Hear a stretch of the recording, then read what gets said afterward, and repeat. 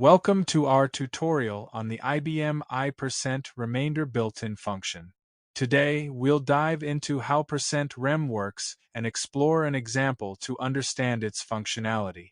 %rem calculates the remainder, resulting from dividing one number by another. It's important that both operands are numeric and have 0 decimal positions. The syntax of %rem is straightforward.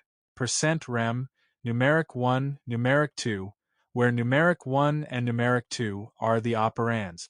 Now, let's see it in action.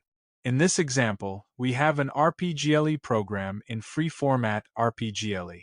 We're declaring three variables, number 1 and number 2, as zoned decimal integers, initialized to 113 and 22 and result to hold the remainder. We use %rem to calculate the remainder of number 1 divided by number 2. When we display the result variable, we get 3, which is remainder of 113 divided by 22. In summary, %rem is used to find the remainder of dividing two numeric values on IBM I. Remember, both operands must be integers with 0 decimal positions. It's a versatile function that respects the data types involved, ensuring that result maintains the sign of the dividend.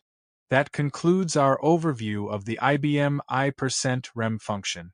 Try using %rem in your RPGLE programs to calculate remainders efficiently. Thanks for watching our video tutorial on the %rem built-in function in IBM I RPGLE by programmers.io. Stay tuned for more tutorials and don't forget to subscribe for updates.